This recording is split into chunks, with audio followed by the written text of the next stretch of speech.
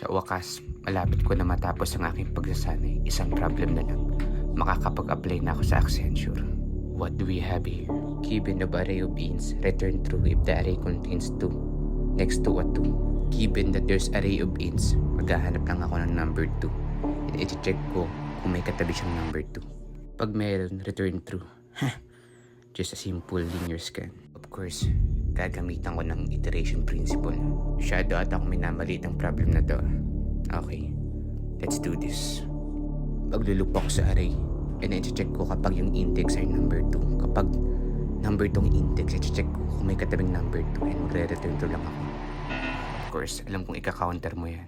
Kapag nasa last part ka na ng index, sabay nag-add 1 ka pa, lalagpas na. Kailangan ko lang i-decrement yung loop para di niya masama yung last number. Ka-counter ka ulit sa lagay na yan. Magaling. Paano kaya to? Alam ko na. Nakalimutan ko lang ilabas yung return false. Pag nilabas ko, supposedly okay na.